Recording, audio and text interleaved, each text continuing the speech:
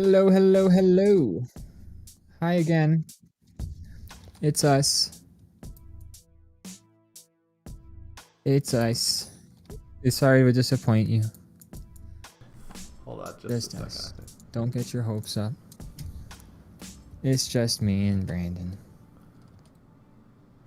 Speaking of which, how are you, Brandon? Oh, I'm doing great now. I had to fix. We did a sound check on you right before the show, but apparently we didn't do one on me. But it's working now. Oh, great. I'm doing great. Doing great. I'm so glad to hear it. You know. Well, at least we got it early. Yeah. Figured it out. We got it. Good. How are you doing? I'm doing all right. I'm doing okay. I mean, can't complain. About to schedule myself for a COVID booster. Oh, nice. I scheduled myself for one today as well. I mean, not today, Very but nice. I scheduled it today. Right, For the you near scheduled. future. We qualified today, but like I realized that we qualified for today during Thanksgiving, and I was just like, I'm not gonna call during a holiday. Like I'll just do it later, and so I am gonna call tomorrow. Gotta get that boosty. Gotta get boosted. I've always wanted to get boosted, and Me too. I'm I thrilled always hear that- about. I always hear about What do you cars always hear getting about? boosted. Yeah, and they always say like it's a bad thing, but I Yeah, believe because I think that- it means. I think it's slang for a car getting stolen. Oh, well, That's someone's car slang. What are we getting stolen when we get our vaccine booster? I mean, that's what half of the population seems to think. I'm not gonna get it then. It sounds too experimental and dangerous. Too scary. I'd rather just get a virus. Yeah, exactly. That seems like the sensible move. I had one of those conversations during Thanksgiving when I was cornered by an aunt about basically that whole thing of like, well, I just don't know, and I'm like, well, I think all that's bullshit, but even if it were real, it's not as bad as getting COVID. Like, Yeah, getting like a lung disease. yeah, but believe it or not, she wasn't that convinced by me, so. Oh my gosh, it's weird. It's like people are set in their ways. It's almost like that. So crazy. Anyways, let's You not know, talk it was your about that. Thanksgiving. It was good. We didn't deal with any of that because it was just me and my family, and it's a good thing too because I just like we were usually do a like Thanksgiving with like dad's side of the family because they're the ones who were in Pennsylvania, and we were like, nope, too risky, and we just found out that like two of the people who were there had COVID, so it's like, well, it's What a do good you thing we know? did not go. Yeah, I'm glad you didn't. Me too. Although then dad went driving grandma around today, so I don't know if that's all down the drain now. So we'll see. I'll keep you posted if I get COVID. Was Grandma there? Yeah. Oh my gosh. Yeah, I'm pretty sure she was vaccinated, so I don't know. But either way, Well, I'll keep you posted. let's get boosted. Let's get boosted. Although I guess I gotta talk to them. Like I'm gonna schedule an appointment. I gotta figure out one, can my brother get the shot if he can't find his vaccination card, and two, if we may have possibly been exposed. Like, what does that mean for boosting? Mine, 'Cause- well, you can get a test. Get a Yeah. little test done. You get it Little tested, nose swab. then you get boosted. Make 2 trips out of it. Yeah, there you go. Like, put a shot in my nose, and then put a shot in my arm. That's right. Have you got the test done? I haven't, and if I can, You're gonna I'd love like it. to not. Oh yeah, I'm sure. I mean, it's totally Great. like worth. The Oh yeah, effort, I mean, but it's still not fun. no, it's not great. It looks awful. And it's not like it's not like if it comes down to it, I won't get it. It's just I have Right. avoided it thus far, and Yeah. I'm pretty cool with that. Yeah, as you should be. I mean, I've never willingly shoved anything as far up my nose in the Yeah, past. I have a hard time like brushing the back of my tongue, like that. Like like you do that so you actually have like good breath, but like that shit makes you gag because you're like hitting your gag reflex when you brush the back of your tongue. Right. And so like this is like I would consider it worse because even though you don't have a gag reflex in the back of your nose, like I feel like your brain is like, no. Yeah, your brain is your nose's gag reflex. Once you poke, Exactly. you're like, your memories, you start to freak out. It is fun, like your body's natural resistance to these things when you're like doing something that your body's like, millions of years of evolution have built this system that sends off a warning signal when something goes too far up your nose. Your body's like, I've seen enough people shove pencils up their nose. Like, let's enough with no more pencils. No more pencils up the nose. Not that I ever shoved a pencil up my nose. The very thought of it just bleh. But I hear that's a thing people did. I think I'll be able to avoid the test because when my dad was driving grandma around, she had already taken the test, I guess, and tested negative. But there are false tests. But also we had known at that point that there is that sort of potential exposure, so she wore a mask the whole time, apparently, according to my dad. I'm going to choose to believe my dad on this one, but I will still bring it up when I schedule my thing. Yeah. I don't know if you need your card or not. When I signed up, it asked when my last shot was. But that I do know. I mean, I have my card, so thankfully I'm it's responsible. your brother. It's my brother. But I know that we got our second dose the 29th of June, so we qualified today. But I also know, like the last time we went, we both didn't think to bring it. Like I knew where my card was, and I had thought to bring it, and then on the way to the car, I just forgot to actually bring it. So when we got there, they were just like, okay, write this fucking info down and put it on your card if you have it. And I was like, okay, but it seems like it would just be an easier time if I just have the card. I know there's, we're trying to vaccinate the whole world and the whole country, and that's a big deal and a lot of work, but is that really the best system we got? Here's a little piece of paper. It's not even fucking laminated. Take this sucker and hold on to it. I think it's the best we could have done without people fucking going apeshit and like deciding to like burn buildings down, because a bunch of people will be like, oh, like there's a fucking flash drive that tells us if we've got a shot. Like I will dismantle. I will not get mad when like all these other terrible injustices in America happens, but God forbid they make sure I stay unsick. I will fucking burn down this Walmart. Only then is it okay. Every other time is not okay to burn down a Walmart. But if people want me to vaccinate, I will burn down a Walmart. I am smart. I make good decisions. We must fight to defend property, and if some lives get lost in the way, so be it. We must save property. Lives are not as important as property. Don't you know? That's like the whole point of the 80s. That's what we learned from the 80s. I mean, the pyramids exist because property is more important than lives. And boy, this is actually kind of true. There right. they are. Actually, I think in recent years they've said it wasn't really as much slave labor as it was just like Egyptians. I mean, I'm sure they. I don't know. I haven't done any research. I do know that only the wealthy got like tombs and shit like that, kings. Because they were like only, or like the wealthy were able to pay for tombs too. So it was just like kings and people who can afford it are allowed to get into the afterlife. Everybody else should have had more money. So I think you can still go, but the tombs, they were able to bring their stuff in their religion, which I'm surprised our religions haven't adapted to that. Well, the whole mummification process was like about going to the afterlife. When they pulled your like, it made it brain out of easier your to get nose. in, but I think the average person could technically go. But in the tombs, they would pack them full of all their shit, including like their pets that were like maybe not dead yet, but their they cats and stuff. Locked them in there. They're like, they're coming with. You're gonna suffer. Yeah.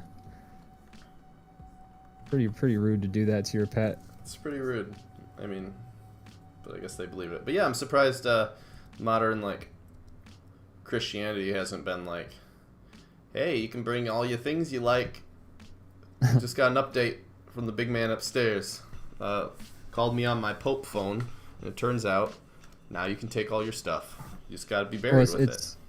it's real rough for them because there's a passage in the Bible. They would have to like essentially come out with like a new edition of the Bible and be like, "Hey, you know that line that Jesus said like it's easier for a camel to pass through the eye of a needle than it is for a rich man to enter heaven?" Mm-hmm. No, you don't, because we took it out of the book. I mean, they've already done a great job ignoring that line anyways, so. They do. They've ignored everything. Like, you know, there's all the people who are like, oh, I'm anti-gay because religion. It's always like, okay, well, like, if you look like a couple lines above that line that you're quoting, it says that you will go to hell for eating shellfish and also for wearing, like, clothing that's Cloth. made of either wool or polyester or, like, two different types of cloth. Like, you're breaking, like, so many of the other rules in that book that also say you should die actively right now. Like, Those other ones were more guidelines than rules, but the gay thing... The We gay ain't thing, having that. No way. oh, that's immutable code because I need somebody to look down on, and this is a great excuse. I think I will ruin entire lives for this. Ian, how was your Thanksgiving dinner? It was delicious. I ate a shit ton. I ate so much, and then I came back the next day for leftovers, and I ate those. I feel like you told me this, but I don't remember. Is your family a turkey family or a ham family? A family. If I had to choose, I mean, in a perfect world, I wouldn't eat any animal, and I would eat like some kind of fucking meat substitute instead, and you know, be chill with that. But you know, I Are you, you know, like vegetarian or vegan in any like capacity? Are you attempting? I think I should be, but I'm not. But if I like really, if I were in charge of my own groceries and I felt like, I don't know, I would like to be. I don't know if I have the palate for it quite yet, but I have been trying to sort of, if I have like an option, like an alternative, Yeah. I will try and do that. I think it's, you know, just better because it's, you know, you're not killing an Makes animal for sense. it. Like Beyond Meat or Beyond Burgers or whatever, you know, like Yeah. if like they don't need to taste like a burger. Like I will. They taste pretty good. They taste good. They don't taste like a burger, but like that's not like. I don't think you're ever gonna get like a thing that tastes like a burger aside from a burger. So like if it just tastes good. They're perfecting like lab raised meat, which is essentially like It's like still algae that meat, they. but it's Yeah. I don't know. I mean, yeah, if it can get it done, I'll eat that instead. Also, it has They to be don't like even need to- affordable in some way. Yeah, it needs to be affordable, but like it just has to taste like it doesn't need to taste like a burger. It just has to taste good. Like if it tastes good and it has like the texture's fine, like I don't know, I'm fine. Yeah. Yeah. Switching to No, I like those Beyond Burgers. They're awesome. Like, Yeah. we get those quite a bit, except they're just extremely expensive. Is the only downside. Yeah, that's the hard part. So, but you know, discounting all that when it comes to like Thanksgiving dinner, here's the thing: turkey can be good. Yes.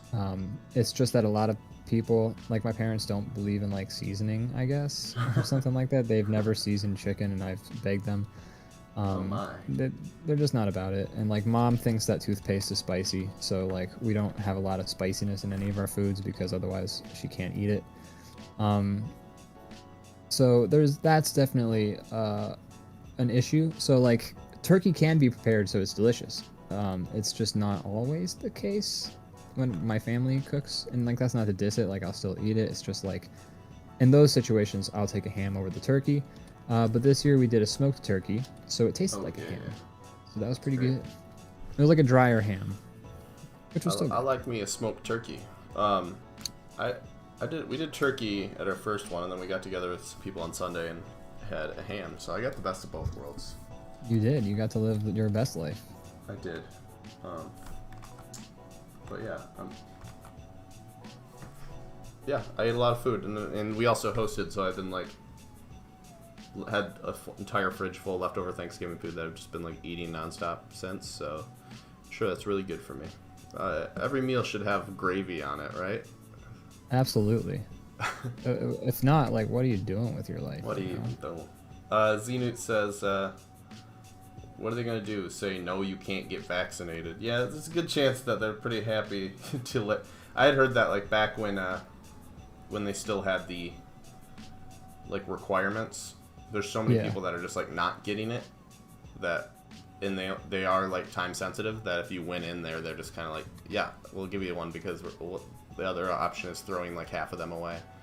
Right, exactly. But I didn't try early. But I've been told by some people that you could have gotten it done early. Yeah, I didn't try early either, but because I wasn't going, like, if I was like going places, I would have tried to get one as soon as possible. But you know, I barely have left this house in the last 2 years, so you know, I didn't see any rush necessarily, but I'd still like to get that booster. So I'm gonna call them tomorrow, figure out, you know, what I can. I'm hoping that I'll call them and then they'll be like, oh yeah, just come on over, and I'll be like, okay, and then we'll drive there. And we'll be there for, because like every time we've gone, it was like we showed up, there's like nobody in the whole store. We sign in, they like we give them the paper, and then they're like, Ian, like as soon as they get it, like they read it and then they just read our name off of it. You just like hand the paper to the person and then they receive it and they just go, Ian. Yeah, exactly. And so like, and then both my brother and I would go into the back room. He'd do the shot, and like the shot, like the first time I was getting like my first dose, like I remember getting shots and it was like a needle, and like, you know, you had to get a needle actually in your damn arm. But not with these COVID shots. Like literally, I didn't even feel anything. Like it was like you might as well needles. Press like a piece of plastic up to my head, and like it would feel the same way. So, and so we were in and out in like less than 10 minutes. So I'm assuming that I'll call them. Or someone else that I talked to that was like, they were like somewhat in disbelief of it, that they actually got the shot, and they were like, the fucker better have actually put the shot in my arm, because like they didn't feel it. Was that you saying that, or was that somebody else?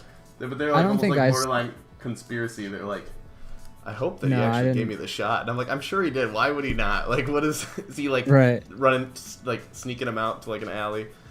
Like those people who like threw COVID shots away because they were like, no one's gonna get vaccinated. Oh, yeah. But I didn't feel that way. Yeah, I was just kind of like, damn, fucking technology, am I right? Because like you don't even have to feel the shot anymore. I love it. I haven't gotten shots in so long. The only thing I have is like I've donated plasma a few times, but those are like drinking straws. Those are gigantic. Yeah, those are fucking needles. Like if you donate, those are meant to get fluid in and out. Those are meant to like so do that's some what damage. I've been used to. So I was like very thrilled to see these like slivers. Very nice. I'll get that shot any day. No big deal. I'll get it once a day. Like it's easy as shit. Just to be sure. Yeah. Give me 5. I don't care. Like, boost me. Let's get boosted. Let's get boosted. So yeah. So you know, I'm hoping I'll call them. They'll say, just come on over. We'll walk in. We'll get the shot. We'll be out in 10 minutes, and it'll be we'll be done. We'll be boosted. That's my assumption, is it will be very close to that, because no one's, like, most people aren't vaccinated in this town, so, I mean... You mentioned that. Sorry to hear that. All the more reason to get it. Yeah. So I you get got... why they did don't you get get it, though, because, you know, it's just who even knows if these things work, you know, and they're dangerous, you know? I know. I went blind when I got my first one, and I still can't see. I had a friend be like, I mean, I don't think we should be getting vaccinated because China said so. And I was just like, I'm not getting vaccinated because anybody said so. No, China tried to pretend this shit didn't exist. I got vaccinated because I didn't want a fucking disease that puts holes in my lungs. Like, that's why I did my lungs on the daily. Yeah. You want to complain about like things that China tells us to do? Like, why don't you stop going to Hollywood? Or I guess it doesn't even matter if you don't go see movies, because those get sent over to China anyways to make money on the international market. There you go. You don't buy electronics if you if you don't want to appease China. I don't know. Like, I don't know what you would even do. Like, we just have so many fucking business dealings with China. You have to like look at everything and be like, is this made in China? You know, China's not going anywhere. That's what I always say. So, you know, it's made of land. It's literally cemented to the ground. It's true. It got cemented to the ground by God. That's right. With God's tears, aka volcano stuff. I like to call volcanoes God's tears, and I call thunder God's bowling alley. I think we've talked about this before, but you've been told the story where like rain is like angels crying because like they lost a bowling match. Like the thunder is bowling, and the tears are the angels who lost. Like, did somebody ever tell you that? I don't know, probably. Because I remember I was a kid and I was like afraid of thunder and lightning and all that stuff because you know it's a big loud crashing noise in the sky. Yeah. But so mom was like, well, it's just the angels are playing bowling, and the rain is the tears of the angels that lost. And I'm like, then I just like stayed up the rest of that night being like, oh my god, you can be sad in heaven, like you can cry. Like, this is scarier There's a than bunch the of thunder. there's a bunch of crying angels right now who are very like, I was actually more like worried about them being just like sad angels, like, oh no, they crying, but also like you can cry and be sad in heaven, like what's the point? It did not calm me. It did not make matters better for me. Like, turns out Ian's more scared of bowling than he is of thunder, so this was a mistake. Yeah. Turns out you should just tell the kids the truth. And just be like, What? that's No. thunder. That's literally noise. That's all it is. Don't even worry about it. Don't even trip. That's all you gotta say. Yeah, being like, oh, a bunch of angels are very sad, so much so that they're like crying entire like rainfall of tears. That didn't help me. That didn't make me. And then feel you're better. like, but what about like fucking floods? Like people like die because of flash floods, and that's because angels are crying over bowling. All the angels are crying because of all the people they just killed. At first it was bowling, and then they killed a bunch of people with the flood, and then that made them just cry even harder.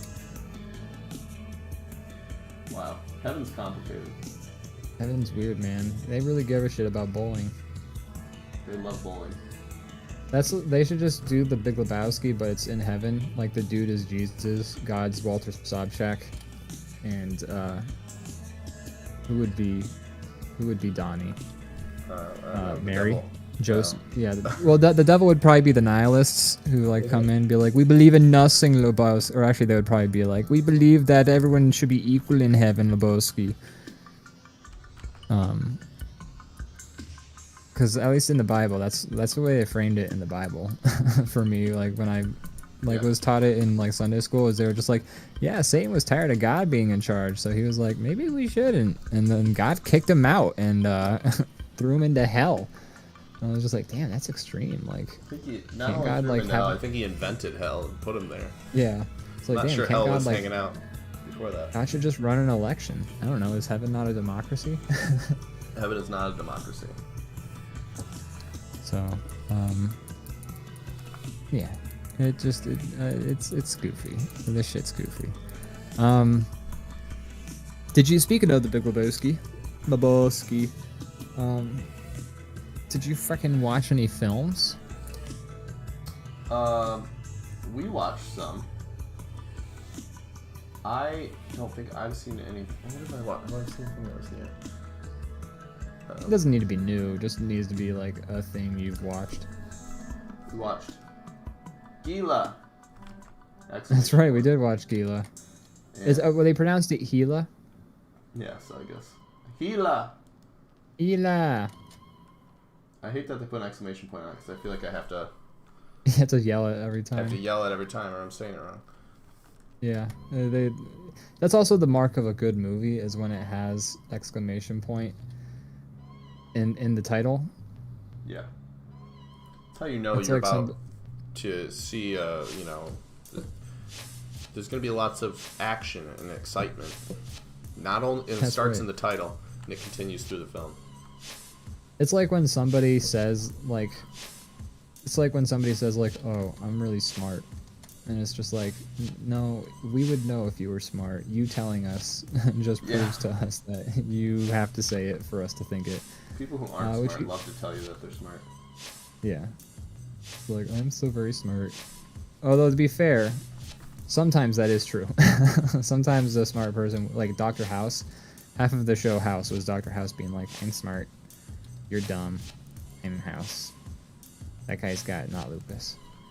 That was like most of House. Oh, also like him sleeping with women who were like 25 years younger than him. That too.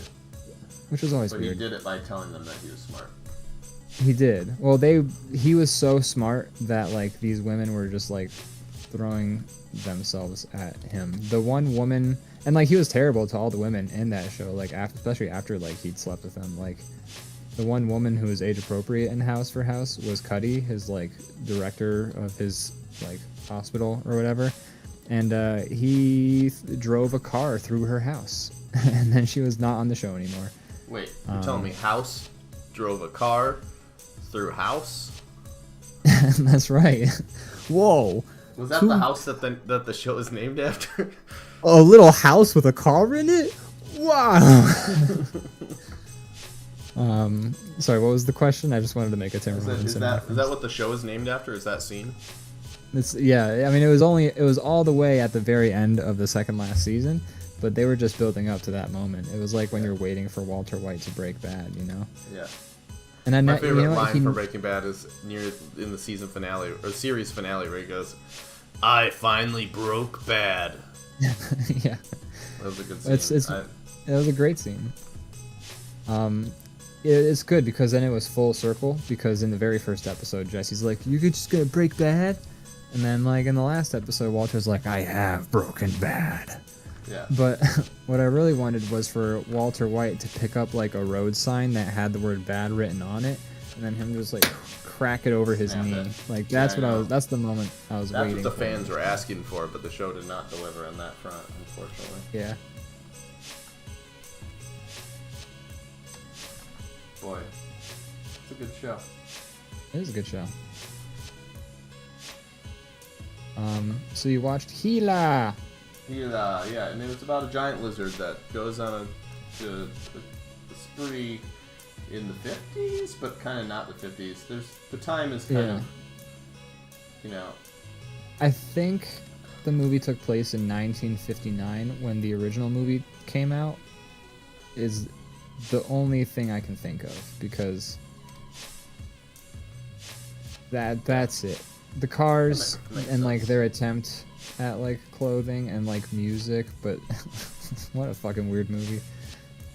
That ending, I think the ending was possibly the most, like everything else was like bad but like competent enough where you couldn't really laugh the whole time, but like the ending was just weird. Yeah, it wasn't a great film. Do not recommend. What else? Yeah. Have I seen anything else? I feel like I haven't really watched any movies in a minute. That's all I did this week was like watch movies. Well, then you asked. You know, we should have been asking you instead of me. What are some of the the hits? It feels weird to like bust in and be like, I watched a bunch of movies. Here they are. Sorry, so I gotta ask you first. About. Oh, it's okay. I should have just known. You should have guessed. We've been friends for so long. You should have just been like. I look at your face and I'm like, there's a guy that just watched some movies. That guy, he watched some movies. What'd you watch? I watched. Oh shit! What did I watch? I watched everything. I watched Drive. Oh yeah, you did tell me that you saw that. Yeah, finally got around to it. Because I've been like binging all the Red Letter Media reviews just because like I don't know, it's fun. I like hearing them discuss movies. So like I got to an episode where they were going to review Drive, and I was just like, you know what? I wonder. I've been meaning to watch this movie, and then I found that it was streaming on Amazon for like you have to watch it. Like the ad breaks were pretty egregious, but like I still managed to watch it, and it was good. I liked the part where a guy's head got turned into grape jelly. Yeah, I'm not. Oh, who am I kidding? I like gratuitous violence. It's fun sometimes. But I liked it despite the fact that it was just like intense. I thought it was a good scene. Yeah, I think the intensity was. When did I draw that line? I think the intensity of the fight scenes were good because a lot of movies are like, hey, check out all this like people getting shot and isn't it fun? Ha ha ha! And that movie was just like, no, your fucking head explodes when you get shot like fun. that. Nobody's having a good time. Yeah. Yeah, nobody was having a good time in that movie the whole time. Like maybe in the beginning, whenever they played that like "Real Human Being" song, that's when they were having fun. But otherwise, they were not. Right.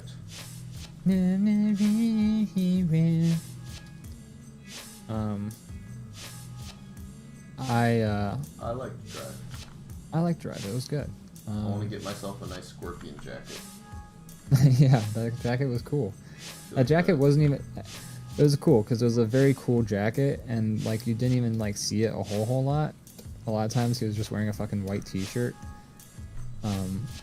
So when the jacket was in the movie, you were just like, oh shit, that's a cool jacket. I totally forgot you were wearing a cool jacket. It's a nice jacket. I think a I nice could pull something jacket. off like that. Walk around with like a white, like polyester, like what is that material? Like Oh, like the weird it's like flat, it's like shiny. It's kind of like windbreaker material, but nicer. Yeah. in the back. It's like, yeah, like some kind of like fancy silk, I want to say. Ooh, I want to wear a fancy silk jacket. Although, probably doesn't do well in the rain. Doesn't do well in the. I mean, like by the time he was done stomping that guy's head into jelly, that jacket was ruined. Like you can tell, True. It's the true. jacket is fucking ruined by You that. can't mess. wear your favorite jacket that you wear to all your jobs when you're going to be doing a, river dance on someone's head in an elevator. Yeah. And the only thing that I think would have made that scene better is you know that meme where like the lady's stomping on the grapes and then she falls over and she goes like Yeah, I know that one, of course. That Internet should have classic. happened.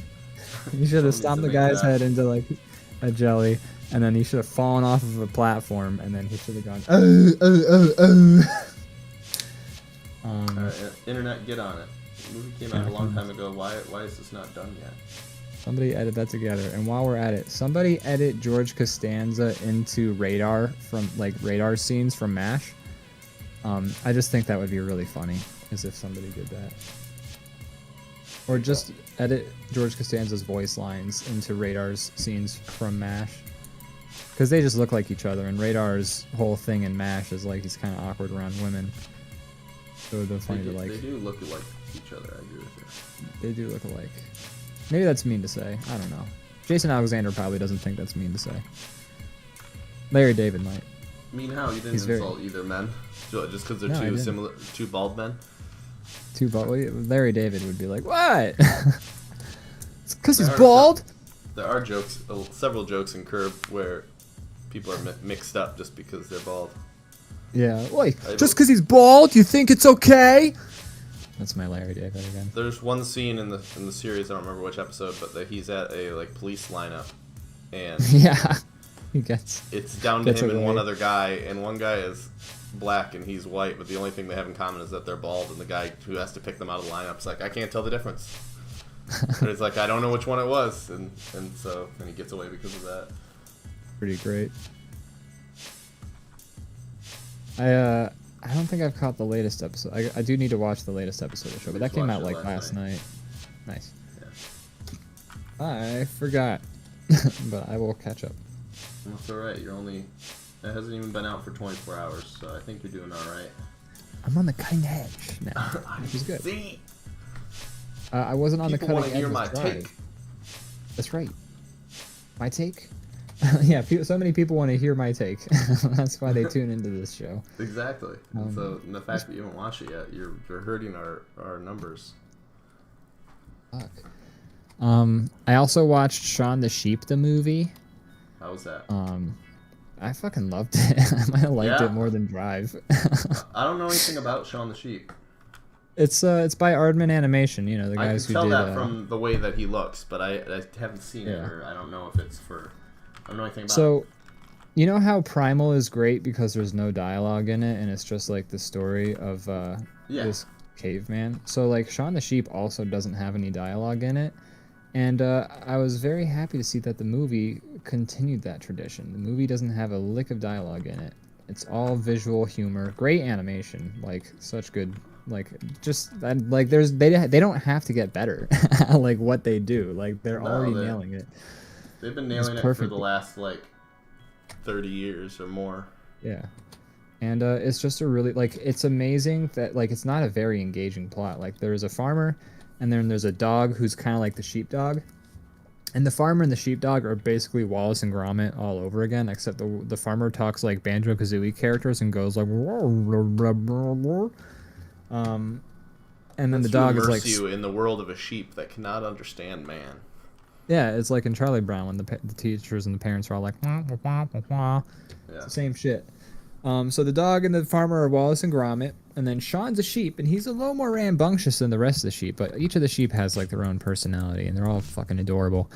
Sean the sheep usually wants to do some kind of scheme, and each of the episodes of the show are about that, and then the movie is just a fucking hour and a half long Sean the sheep episode, and it's like really good, and it's very funny, and it's charming, and I loved every second of it. Yeah, I recommend it. It's on Hulu. Speaking of on Hulu, I also watched the Bill and Ted movie, the new one. What'd you think? I loved it. Yeah, I liked it too. I thought it was good. I was expecting to hate it, and I liked it. The fact that it's any good at all is a miracle. The fact that it's as good as it was is like incredible. Very funny. Like the humor was updated. Like the humor felt modern, but also didn't feel like it was going like whoa, you know. It was clever. It was funny. I didn't hate anybody's performance. Like nothing stood out as like terrible to me. Like I didn't like Bill and Ted have daughters in the movie, so we can talk about it because you've seen it. Yeah.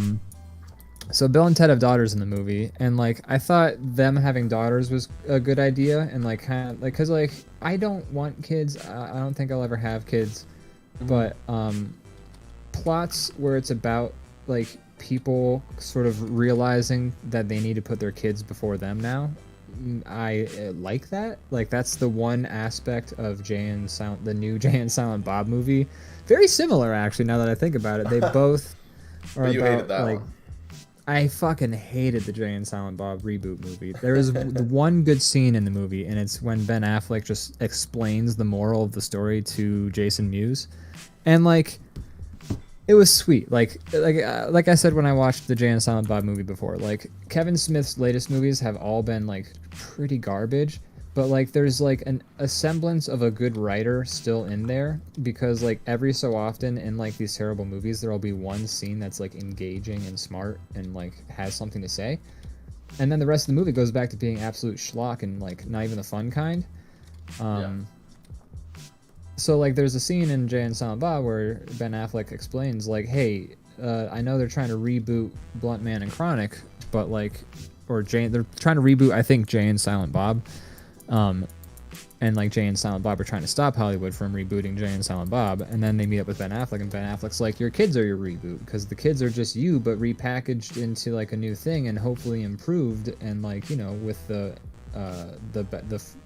what's the fucking word? The hindsight of your life. Like you ultimately want your kid to be a better version of you.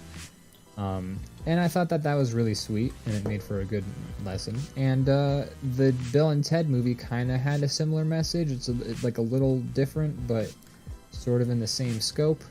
And I thought that was sweet. But I also did not enjoy, like I'm a music nerd, so like if someone's like, hey dude, like I really love how you put this triad and this suspended seventh note in like this thing, and I'll be like, yeah, totally. Yeah, I meant to do that shit. But like I understand. It's just you just feel it, man. You don't even. I feel it. You don't even know the names of the terms. You just feel it, bro. I feel it. I mean, I can say this: the song for the DrawBomb theme song is in the key of F sharp. I think I can say that. Go, folks. Or it's in the key of F. There's it's a little F peek something. behind the curtain on how the sausage gets made. That's right. You want to Pretty sure become it's a music F-sharp. genius? Start there. That's right. Learn F. Learn the letters. So there are scenes in the movie, like it makes sense that Bill and Ted's success would lead their kids to not have to work because they are living off of Bill and Ted's money. So it makes, like, nothing didn't make sense in the movie. So like it made sense that their kids would spend all of their time like worshiping their dads, listening to just every song that they can possibly listening to and like, you know, dissecting it and like kind of like music theorizing all of it. So that all made sense. But then like there would be these scenes where the kids would go, like the daughters would go back in time and they meet up with like Jimi Hendrix and they're like, "Wait, Jimmy, the fucking like thing you did in Electric Ladyland where you squibbled the do or whatever the fuck they say, like those scenes like were like a minute long and they felt like they were dragging on. But like otherwise, that's my only complaint, and they were very short, so like it's barely even a complaint. Otherwise, I thought it was sweet how the kids were the ones who would eventually create the song that unites the world, because the whole plot for the viewers is that Bill and Ted have not made the song mentioned in the first movie that unites the world and causes world peace. So the movie is about them trying to get that song with time travel shenanigans, obviously. And I thought the plot was clever, and I thought the plot made sense. It was all smart. And then the kids are the ones who eventually, they realize, like at the end of the movie, spoilers if you haven't seen the movie yet, they realize that the kids are the ones, because the kids actually know a damn thing about music, and Bill and Ted just, at this point, know how to play guitar, which is a plot point from the second movie, which I've complained about before, but I won't get into it because I'm willing to accept that maybe there's some, maybe they've explained this plot hole, but, you know, the clock is always running in San Dimas, okay? And so anytime you take traveling, the time is still going forward at normal time in your current time. So in the first movie, so in the first movie they're traveling around, but they're always like, "Oh shit, we gotta get back because blah blah blah. Time is always running. Our fucking report is due in so many hours." Yeah, and like no matter if we travel, like we can't travel. I guess you could say like technically they could travel to their current time and give the report. Like the clock thing doesn't super make sense. The answer to all time travel movies is just don't think about it. Don't think about it. Accept the rules they give you and move on, because it's never gonna make sense. Yeah. But like at the same time, in Bill and Ted's Excellent Adventure, whenever they travel back to San Dimas, it's the current time for them. So like when they leave notes for themselves, like they leave a note like "P.S. Duck," and they duck. Like they wrote that in real time for themselves, but they left that note for themselves. They do that in the first movie. They do that in the first movie. Then in the second movie, at the very end, they're about to play their song that's gonna make them famous on stage at the Grand Canyon or whatever. And so Bill and Ted, they're about to play their song, and then they look at each other and they're like, "Oh, we don't know how to play guitar." And so then what they do is they go into the future. Apparently they practice guitar for like 10 years and become masters of guitar. Just go live their lives for 10 years and return. Yeah. And then like they have kids when they come back. Like so they also have giant beards, and they're like older, visibly older. Yeah, and so it's like the clock does stop. Doesn't that ruin the whole thing, right? Or do they explain it? Like, can you help me with this? This has been bothering me ever since I saw that movie, and I'm not kidding. I think about it at least once a day. You were probably like 10 when you first saw that. Yeah. I think they were and I think about it once a day. I think they were expecting that to be the end of the entire series, and then you'd forget about it because it's the last 5 minutes of Bill and Ted's Bogus Journey. Yeah. No, it does not make sense. You're right. Okay. So that's always bugged me. Like I think about it once a day, and so the new movie, that all like they didn't retcon anything in the new movie, which I thought was good. You know, if you're gonna make a sequel, don't like try and back out. Like the only thing they retconned was that in the end of Bill and Ted's Bogus Journey, they referred to their sons as Little Bill and Little Ted, which implies that they're boys. But in Bill and Ted's Bogus Journey, they're girls. But they kind of work around that by saying like their names are like Thea and something else. So they're still technically Bill and Ted. But they're Bill and Ted, the versions of Bill and Ted. Yeah. Yeah. So they sort of retconned it, but they didn't. They made it work. But in the new movie, like they don't retcon anything else. So like they still know guitar. They've still done all the shit in Bogus Journey. They still have the kids. That's a feat to not retcon anything in a time travel trilogy. It really is, especially like for a sequel that's like 20 years later. Yeah. They kept everything in, and I thought they actually did justice to every plot thread from the other Bill and Ted's.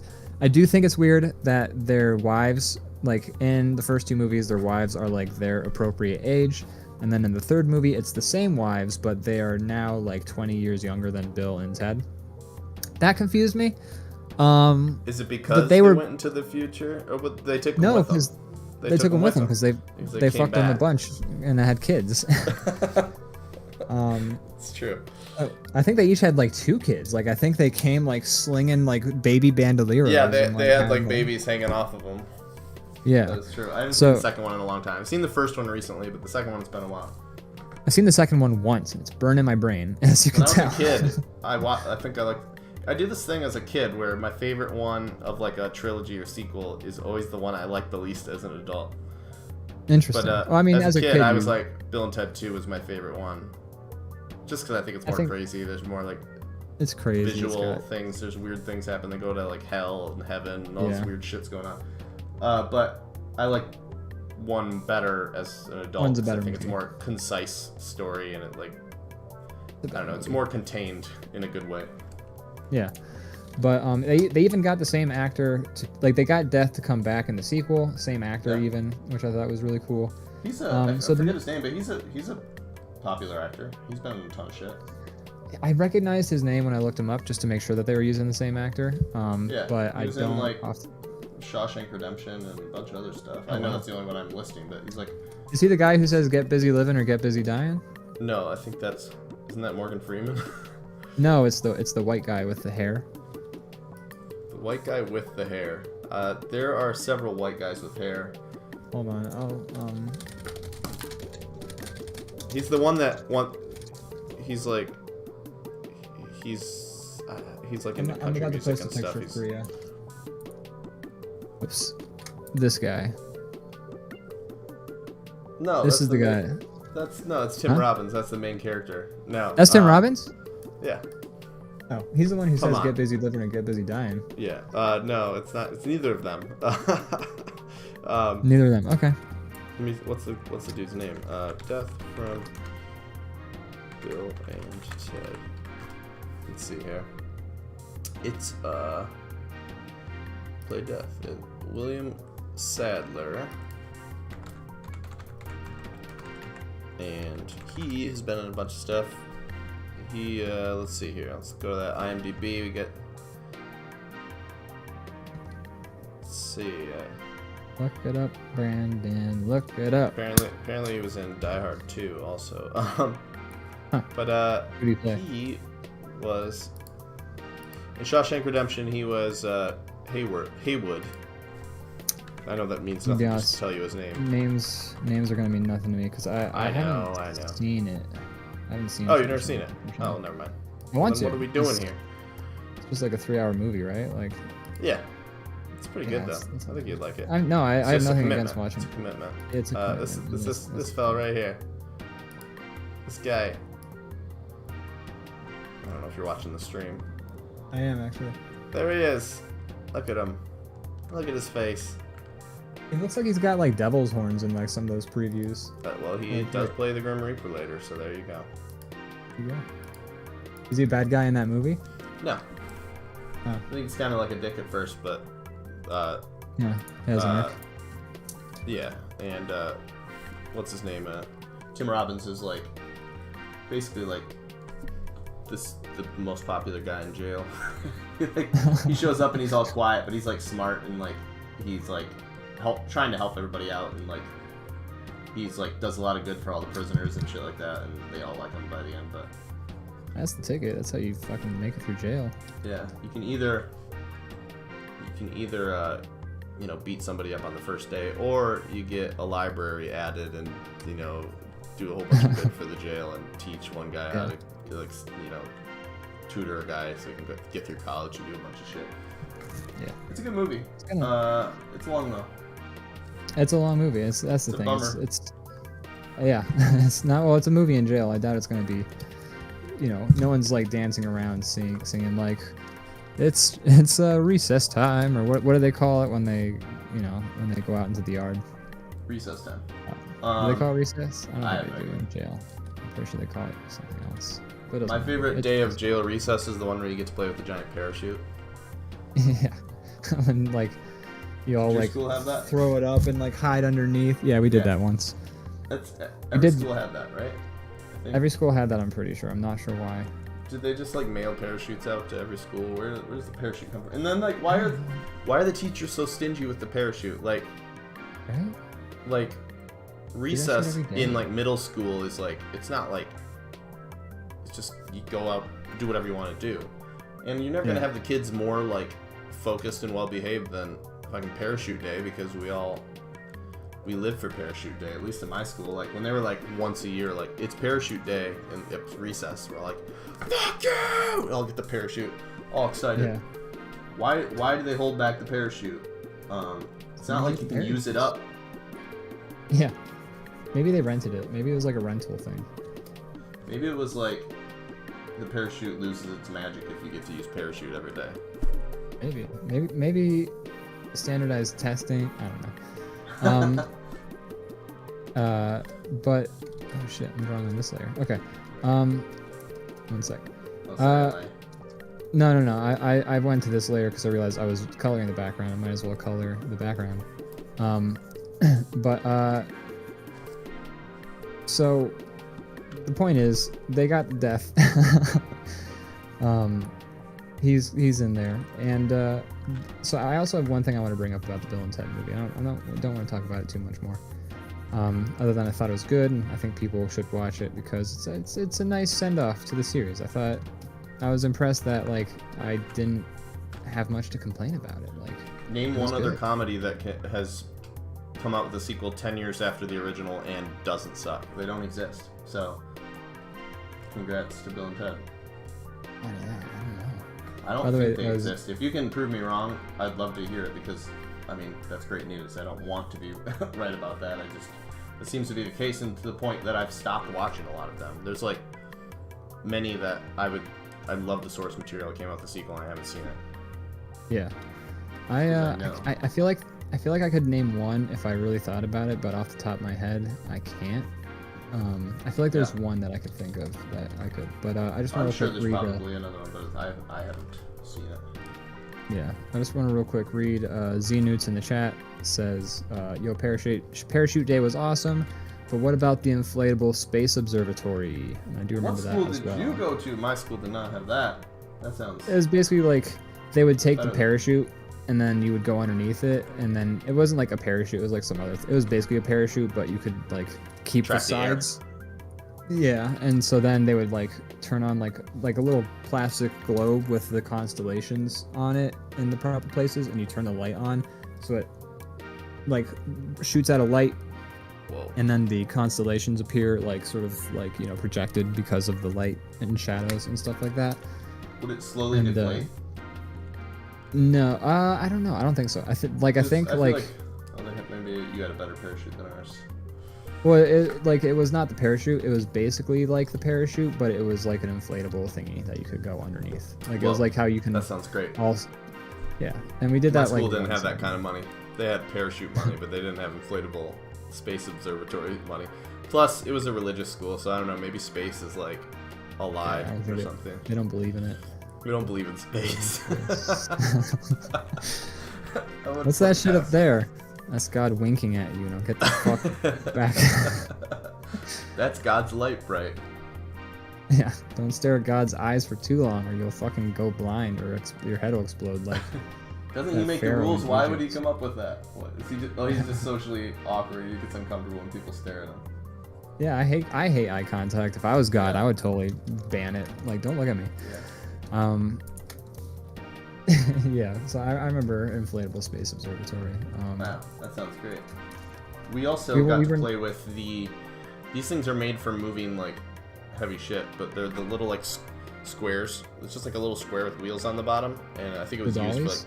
like the dollies. They would let us play with those every once in a while. Really?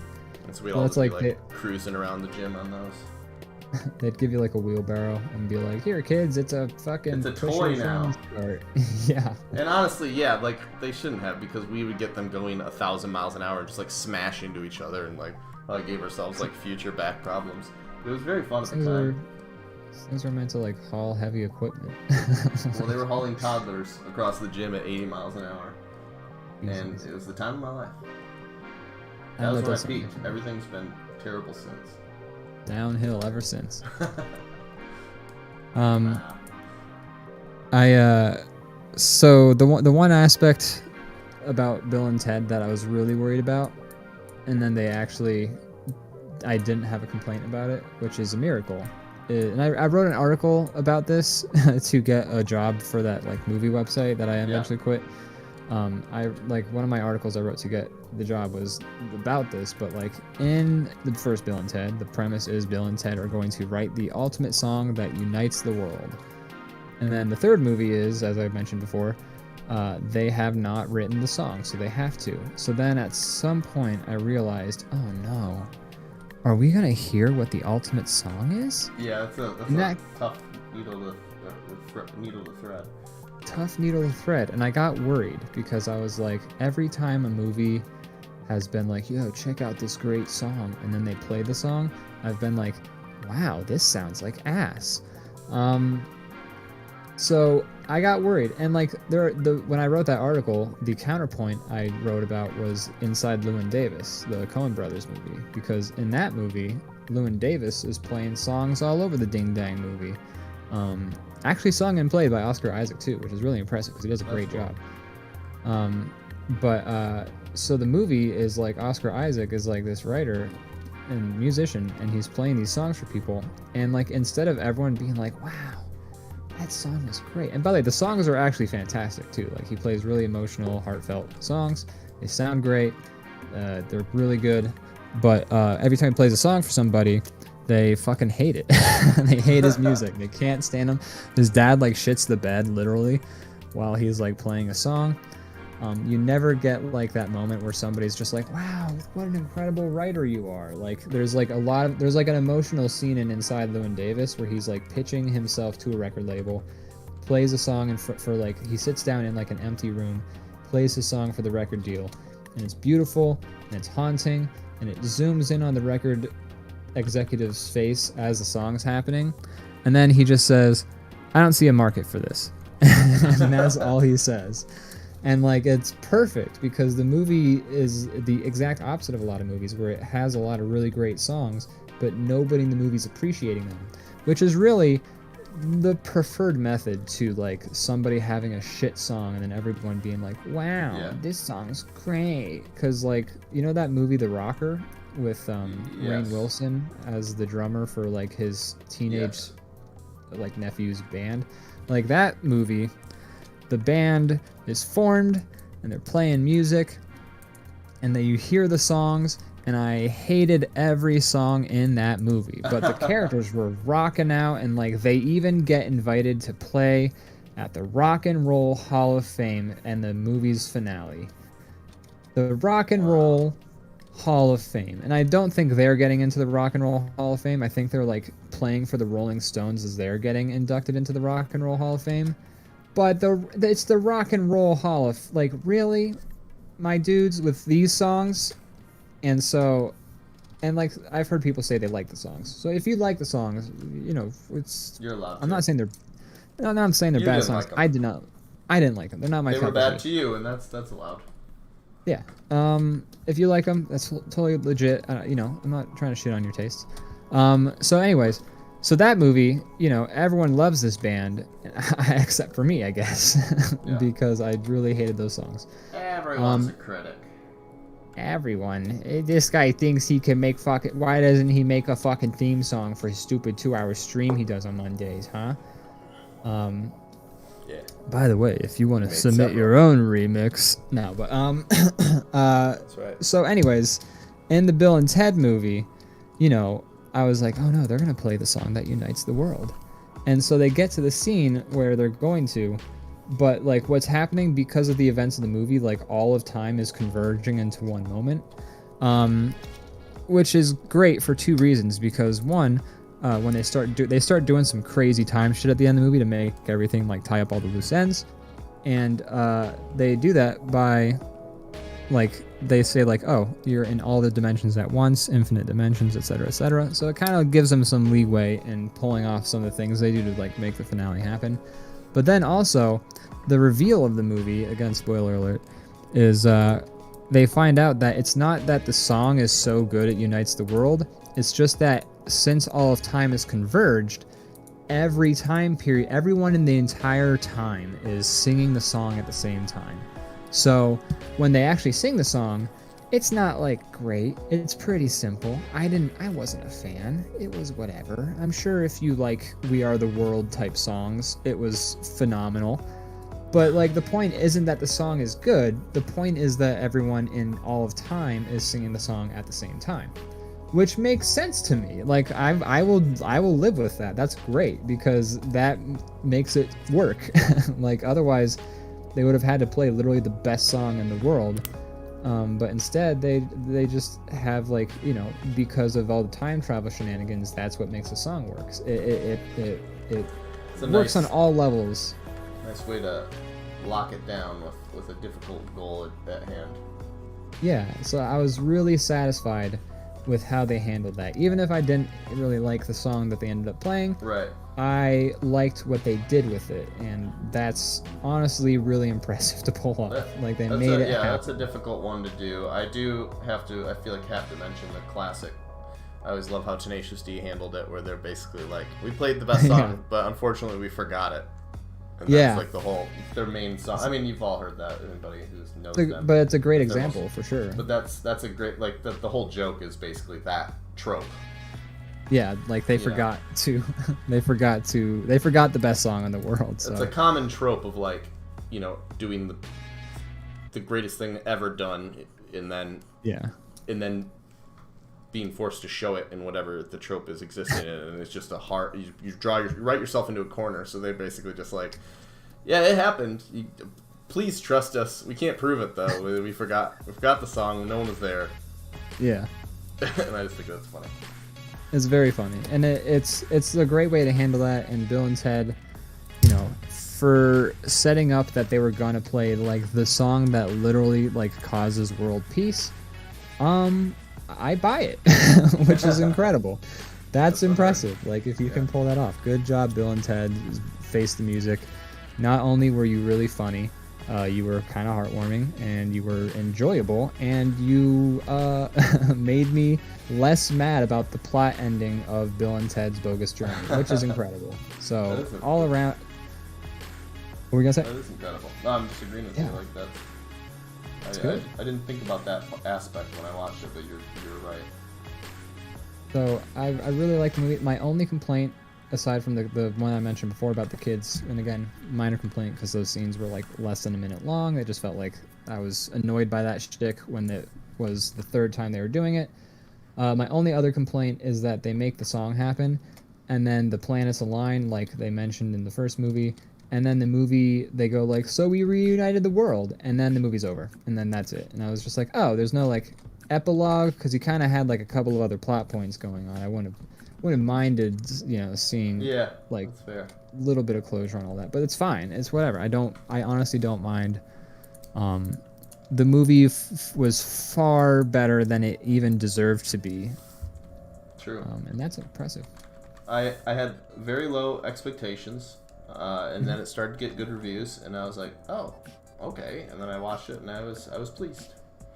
Yeah, I was very amazed. Like I also watched it because I was like, we were just like hanging out as a family, and we were like, let's watch something. And I was like, okay, what are we gonna watch? And we had no idea. And I was just like, hey, look, the Bill and Ted movie. We all know Bill and Ted as a family. We've all seen it. I've heard people didn't hate this, which is a stellar review for a revival of a comedy movie from 20 years ago. It almost sounds impossible. It did, and god damn it, they pulled it off. And like, just want to say, one of my favorite parts of the movie was Dennis Caleb McCoy, the killer robot that gets sent after them. Yeah. And then the robot starts to feel bad and then just gets really awkward about his name. Such a weird character, very minor, like very little like role in the film, doesn't really do anything, but very funny. I have to watch it again. It's been probably a year since it came out. I saw it right when it came out. It's been about a year. Yeah, And I mean, I remember the things you're saying, but I don't remember the actual beats and everything.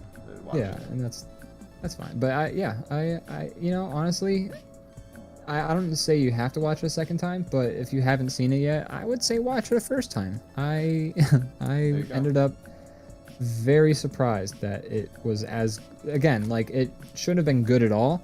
It was very good. So I liked it. I can't complain. Nice. Very happy. I also thought it was really sweet that they named Rufus's daughter in the movie after George Carlin's actual daughter. I thought that was a nice touch. I thought they handled Rufus. I love that. Yeah, that's the one thing I was worried about was Rufus, because I'm like, all right, it's a time travel movie. How do we write out somebody from that? Yeah, I think they handled it with a lot of tact, and I thought that was really sweet how they did that, and yeah, I think I was really surprised how good that movie was. Yeah, like it's not Citizen Kane, it's a comedy movie, but it's good. Watch it. It's for what it is. It's good. I think it's a good way to put it. Yeah. Yeah. It was. Nice. I'll tell you what, I've seen worse comedies like that were not revivals. Sequels. Yeah. Yeah.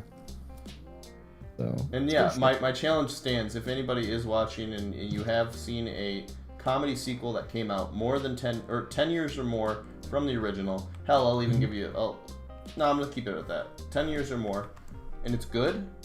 Please let us know, because I don't believe you. Yeah, I'm trying to think of like what it would help if we went through like what comedy movies have been like reboots, revivals, because I'll say right now, Jay and Silent Bob, like I said before, didn't like it. Thought it fucking sucked. I mean, every Super Troopers, I thought that was. Or I haven't actually seen that one because I haven't seen that one actually. So maybe I should, actually watch things before I judge them. But heard bad things. I've heard bad things too. I'm still gonna watch it. Probably. Dumb and Dumber 2, terrible. Oh God, haven't seen it. Don't. I will.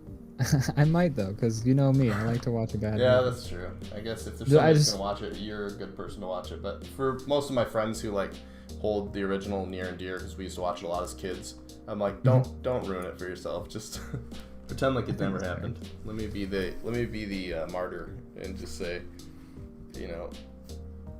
I suffered so you don't have to. Yeah. What else? Like you've listed the ones that I could think of. I know they did a Three Stooges movie. Yeah, that one doesn't. I guess that counts, but whatever. It was bad, so sure. Let's say it counts. It was bad. I'm only gonna argue whether it counts or not if you try to tell me it's good. What? I'm not gonna say it's good. I haven't seen it, but the guys, the Red Letter Media guys, again, which kind of I've been binging their reviews, they didn't hate it. Like they didn't like it, but like, they always try and like find like a demographic to recommend it to, and they were like that they didn't hate it as much as I expect them to hate it. I'm not like rushing out to see the Three Stooges movie, right? But I really expected them to hate the crap out of it, like we hated Jack and Jill, and like they hated Jack and Jill. But their response was a lot more Luke cold than I expected. Let's see, Zoolander 2, I've heard was bad. Haven't seen it. I've watched Justin Bieber get murdered in Zoolander 2, but I did not actually watch the movie.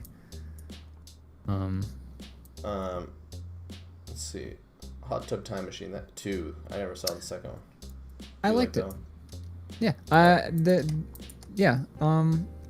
like. I don't know if that was 10 years though. That wasn't. That no, it was like 3 years later, if at all. I want to say it was maybe 5 years later. But I didn't hate it. I wouldn't rush out and like say you gotta watch the Hot Tub Time Machine sequel. Right. I'd probably be embarrassed to recommend it. But it wasn't the absolute worst.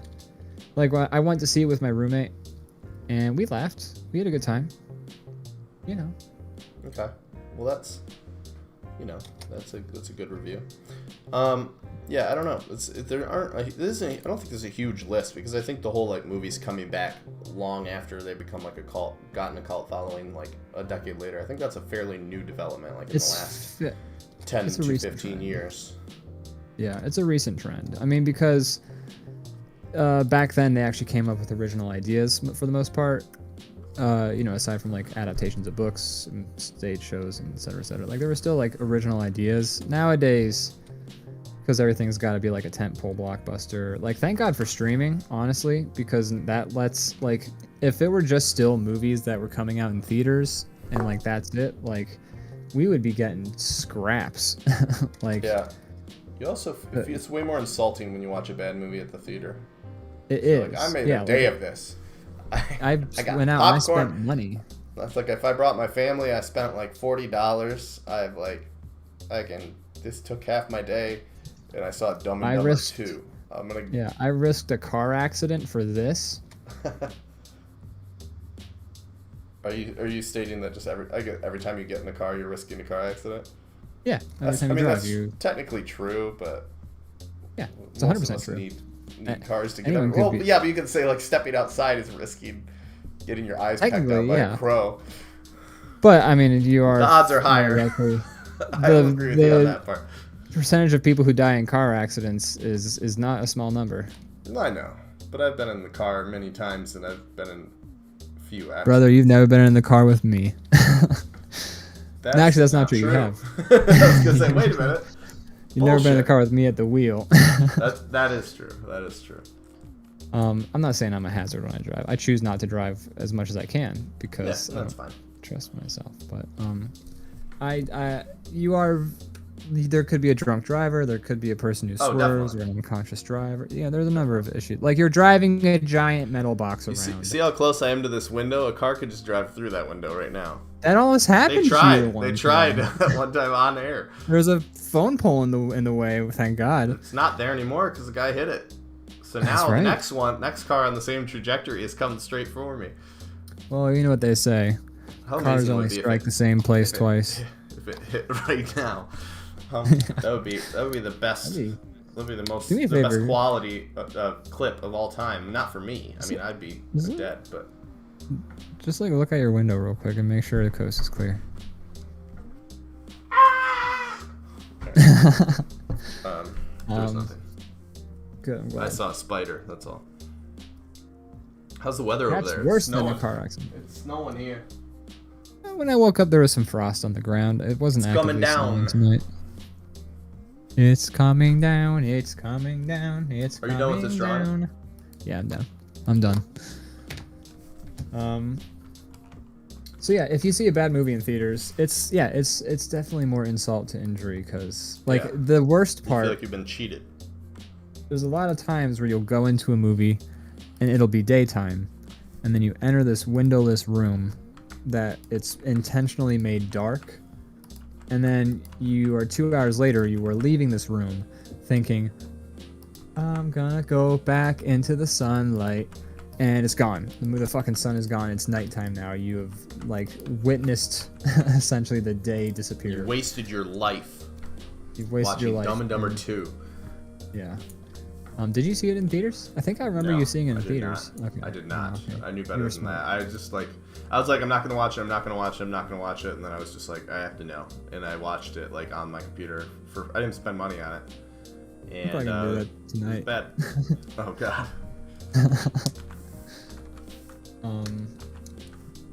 So yeah, it's watching a bad movie on streaming is definitely, I've done it a lot more than I've watched a bad movie. We made like a event out of it. We've been doing it for like months now.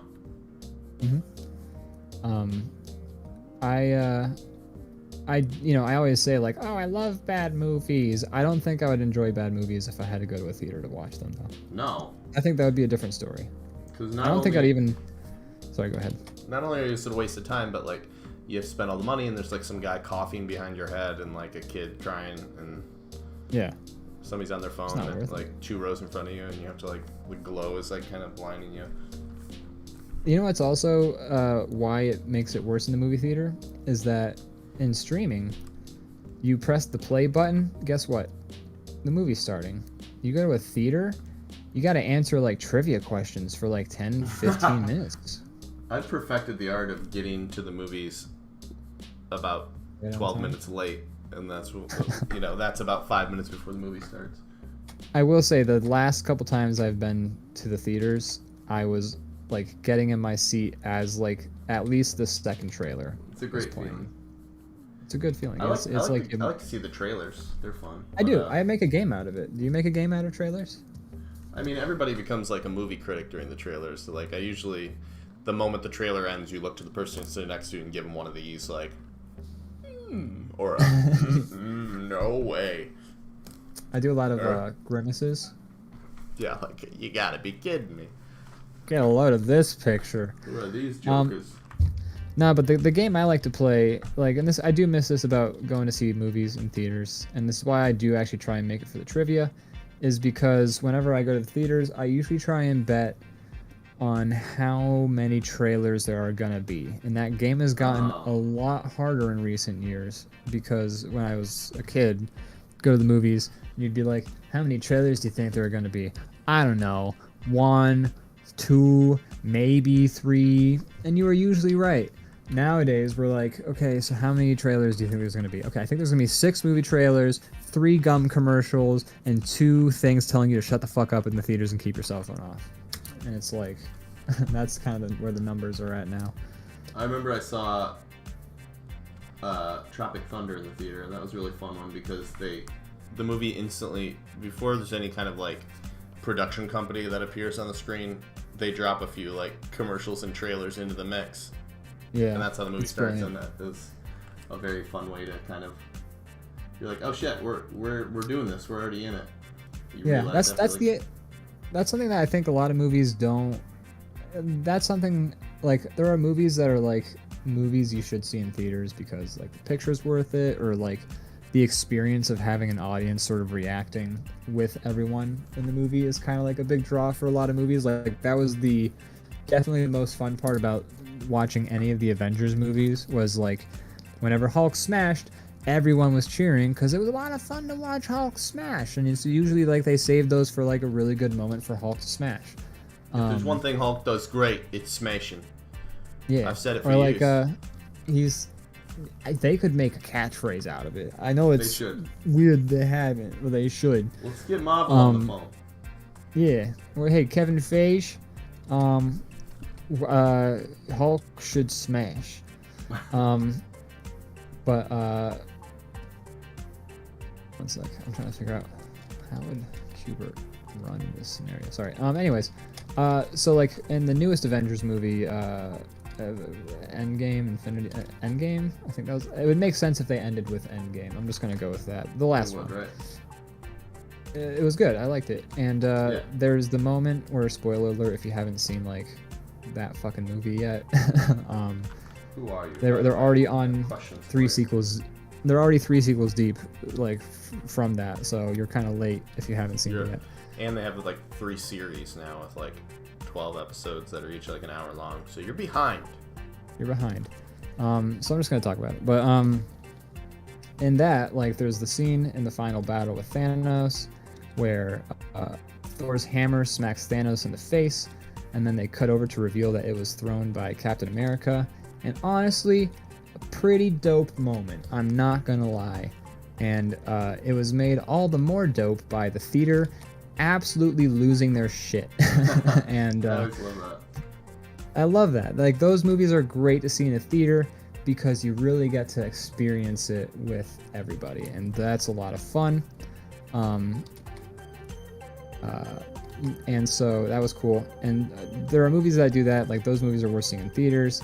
I also feel like not a lot of movies use that format to its, like how Tropic Thunder does, where it's like you have fake trailers at the beginning of your movie. It's sort of like you're at the theater and it's already sort of using that to sort of shape the experience of the movie. I think that's like really a smart way for that movie to start. It was really funny, very memorable. Yeah, more people. And I'm not saying go out and start your movie with a bunch of fake trailers. Like, I don't, off the top of my head, I couldn't list how you would do that. I don't, that's for somebody else. Somebody who's getting paid $1 fucking billion to decide, not me. I would like to see more movies do that, though.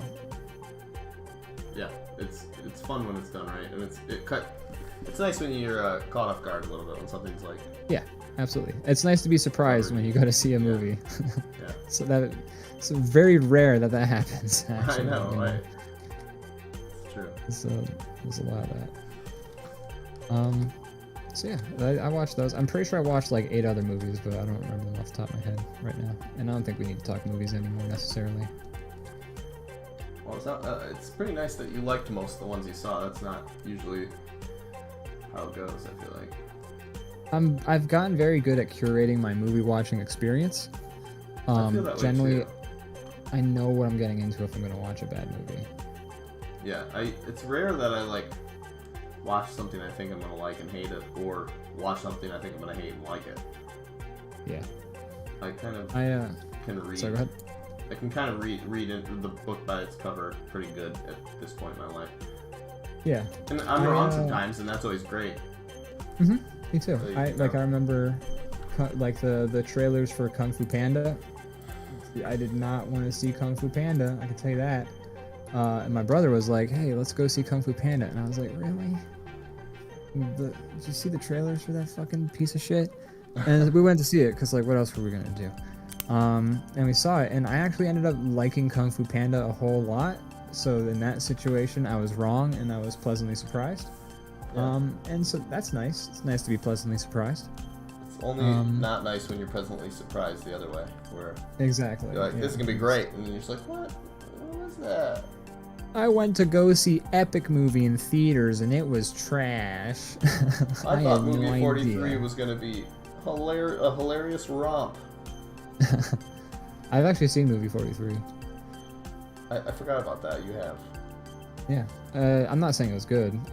I was drunk, like hammered, and I was with friends, so we were just Sounds- shouting the whole time at the movie. Sounds like the way you should watch it. I would assume. I don't know. I probably It won't is. watch it. Don't watch it. I would not recommend that movie to anybody, but I was drunk. There are some jokes in it that I was just like, oh, that's funny. I mean, don't get me wrong, like the first movie is about like people who like either like to eat poop or like to be pooped on. Something with poop, and I'm pretty sure it goes in their mouth. And that's like Right. the first sketch of the movie. It's not, none of it's like highbrow. None of it's good.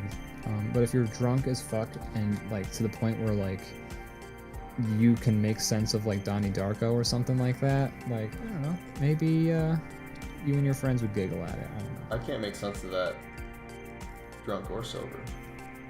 Donnie Darko is. I brought it trip. up before, but it's annoying how I saw an interview with the director, and he was just like, it's up to the viewer's interpretation. I don't really know what happens. That totally scans though, because I've seen Southland Tales in that movie. I think I've already complained about Southland Tales on this show. At this point, I'm just rehashing myself, but like, Wow. I may have. I'm not confident. But Southland Tales is fucking doo doo. Oh my god.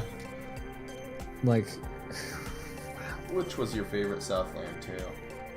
to try and break that movie down would be like, and the movie was trying to say a lot. It's trying to say stuff about where the future of America was going with technology and like our obsession with war and guns and like militarization of the police. It was basically trying to say everything all at once. And then there's a time travel element also in the movie. Whoa. And then The Rock was in it on a Zeppelin that he hijacks. And there's a musical sequence where Justin Timberlake lip syncs to a song by The Killers as he like shows his life as a disabled military vet. What the fuck is this movie? That last Dude, it's one, the like, weirdest. Triggered me, I think. It's the weirdest, longest movie I've ever seen, and there's a scene in the movie where again, like The Rock, who I think is either The Rock, like literally just The Rock, or it is he's like a politician, I think. He holds this like Zeppelin hostage at one point, but like sort of like a jokey hostage situation, I guess. I don't remember it because it's been a while. But he puts a gun to his head, or he puts his fingers to his head like this, and he says, "'Cause I'm a pimp, and pimps don't commit suicide." And then That's a right. line. You have And talked then- about that now. That's all coming I've talked back. about that. Yeah, and then just to finish my story for people who are not, who have also heard this again, because we only have the same 4 people who watch this. At the end, that's the very last line in the movie too, and it's not The Rock saying it. They bring it back. 'Cause they Justin thought it was Timberlake. Such a great line. They thought it was such a great line. Justin Timberlake, who is the narrator of the whole movie, is Sean William Scott is in a dumpster that has had rockets attached to the bottom of it and is being launched into the sky. And he is about to touch hands with himself from the future, thus causing a time paradox which will end the world. And he is about to touch hands with himself, and then Justin Timberlake says, "'Cause he is a pimp, and pimps don't commit suicide." Credits. What? What? Wow. Yeah, You got us a new follow out of that. I didn't even do that. That was the follower. Oh Somebody my god. got Southland Tales fan out here. Flubber number 2. Welcome to the Number 2. Welcome Is to this me. the comedy sequel that we 10 years in the future? Flubber Oh number my 2. god. It all comes full circle. Wow. What would be the plot for Flubber number 2? I So want you to obviously describe it right now. it's going to be his daughter. Okay. Because he's passed away. Rest in peace. Of course. Return in peace. But they'll in peace. play it that way where his username used to be Cockflubber. Jeff Bezos took it away from you. Not fair. Well, You know? Maybe you're better off. they don't appreciate art on this website, I guess. They Anyways, don't. it's gonna be kind of like how the new Ghostbusters was. They're gonna like stumble into an old lab and they're gonna find Flubber, and then they're just going on a great adventure. Wasn't Eddie Murphy Flubber scientist? it was oh god, Robin Williams? Robin Williams. Right, okay. I had to think about that. For some reason, because Nutty Professor. For some reason, I always confuse the Nutty Professor and Flubber. Like, I think they're the same movie for some reason, and they're not. Because the Nutty Professor is... Oh, sorry, go ahead. Cockflubber says CGI Robin Williams, and Ooh. I don't want you to even bring that into the ether. That's horrible. Can you imagine trying to animate that too? Like the most animated man in the world? Like, Oh, God. Oh, the thing is, like, somebody would have to do his voice. So you'd be watching, like, a CGI Robin Williams going around going, "Oh, I can't believe I got this Flubber. It's in my hands. Oh." Like, you'd be doing that shit. I think you just is that your audition? Because I think you might be the man for the job. Oh. Wow. What do you Like what do you he's think? It's quite a bouncy performance. Oh. Like, you'd be doing that shit.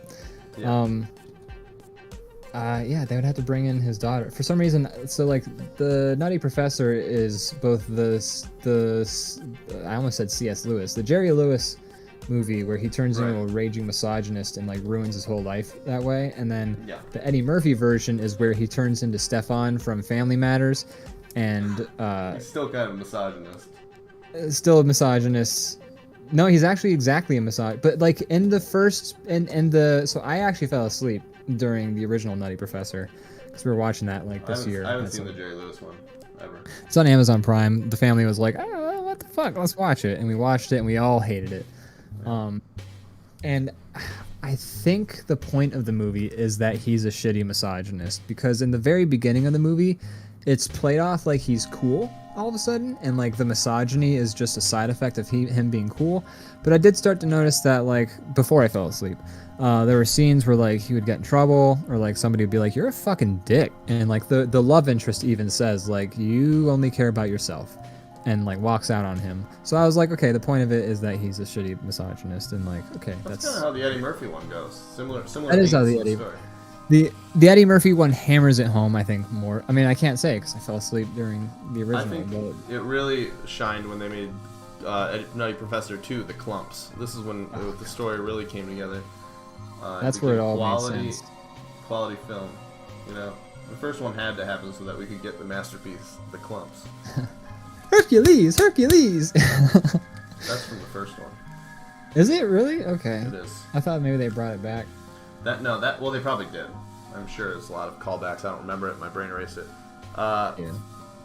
Flubber number 2 or Cock Flubber also says Garfield movies were pretty good too. So I feel like I can't. You know they're what? being a little facetious. They are being facetious because they just said Bill Murray's highlight of his career. It's funny. I love the. I I can't still even. love the joke from. I'll go real quick and I'll let you talk. I like the joke. No, go from, ahead. I've talked the entire time. You can please talk at length. What's the zombie movie? With with Zombieland. Yeah, I love how he's like on his deathbed Yeah. and he's like, "Do you have any regrets?" And he's like, "I don't know, Garfield, I guess." Yeah, like that was such a an great obscure. joke. Yeah, that's great. I thought that movie is in general. Well, first of all, a lot of times like a celebrity cameo where you're just like, ah ha ha, celebrity cameo. Like that's normally annoying. Yeah, it feels like you just went from watching a movie or TV show to like watching like in the Jay Leno show, and they're like, bring out our next guest. And you're just like, it's like what Simpsons kind of devolved into. Yes, they really did. That was a cameo that I thought the point of the cameo was that it was a cameo, and that made it funnier, which is a hard tight wire to walk, but you know. Mm-hmm. Oh, actually, speaking of movies, Look at comedy movies. What was that? Flubber number 2 just commented that what you're about to say. Yeah. I think. Well, yeah, I was about to read his comment because, like, go ahead. on the topic we were discussing, a sequel to a comedy movie like that came out 10 years after was Zombieland 2. I actually haven't seen it myself. I watched the opening scene of Zombieland 2 over a person's shoulder on an airplane without the sound, so I know they were killing a bunch of zombos. That's about it. What were you gonna say? No, I was just saying. Flubber number 2 says it sucked. Huh. And that proves, that's, I don't know if you were here earlier, Flubber number 2, but we were discussing how my theory is there are no good comedy movies there aren't many good comedy movies that came out 10 years after the source material, like sequels. Bill and Ted, we liked that one. That was kind of what we were discussing at length. But yeah, there aren't many. Most of them are terrible, to the point where I just assume they're going to be bad now, and I don't see them. And like that's why I'm like very surprised when they are good occasionally, which is rare. Very rare. Superbad was good. Superbad, I don't think was a sequel to anything. No. Though. Superbad was good though. I actually have the soundtrack for Superbad on CD. Yeah, Superbad is not a sequel as far as I know. But I like that movie though. I love Superbad. Good movie, and soundtrack's fucking dope. Yeah. Because they got like a bunch of like, like they're going for like that sort of 70s funk sort of sound and vibe. So they just hired a bunch of the dudes who made those original songs and made them do new songs. Yeah, the soundtrack is great. I've listened Very to good it soundtrack. at length. Me too. I will say their cover of Too Hot to Stop is like a song they made for Superbad. It's a great song, but it also is the exact same riff as Superstar by... It's almost, I think, the exact same song as Superstar by... Oh, fuck. Earth, Wind, and Fire? No. Yeah. Is it? Wait, Shining Star or Superstar? You're a shining star, no matter who you are, 'cause you're my fantasy. Yeah, so Shining Star. And that is Earth, Wind, and Fire. Yeah, okay. For you to see what your life can There's truly nothing be. you do me. Xenute says no, it's not Earth and Wind and Fire. It sounds like, but we'll find out. He'll comment. He'll let us know. Ian is wrong on this one. It's not the same song. It's not the same sounding song. Maybe he's saying it's Shining Star and not Superstar. Maybe that's what he's saying. Oh. I don't know. He'll have to let us know. We'll find out. We're gonna find out. No, that's Earth, Wind, and Fire. I'm confused. So, in the Superbad soundtrack, they have Too Hot to Stop by Lyle Horowitz and all the other people that they got. A lot of people, the backing band from Jimi Hendrix. Or not Jimi Hendrix, goddammit, James Brown. Too Hot to Stop has the same riff in the beginning. I'm just going to say it. Or it's in the same key. That's the Bar-Kays. Yeah. Too Hot to Stop is does Bar-Kays. the Oh, right. Yeah. So, Too Hot to Stop... I'm getting myself all confused trying to talk about this. So the Bar-Kays did Too Hot to Stop. Earth, Wind & Fire did Shining Star. Too Hot to Stop was not an original song made for Superbad. Amongst like it was usually like half and half. Like they have half songs that are classics, and then they have half songs that are made by Lyle Horowitz and a lot of the backing members of James Brown. Too Hot to Stop, I'm gonna argue, sounds a lot like Shining Star. I know that I know that the beginning of Shining Star is like them playing the chord going blah, blah, blah, blah, blah, blah, blah, and then Too Hot to Stop is just the guitar riff going but it's the same key, it's the same chords. That's all I'm saying. They're very similar sounding songs.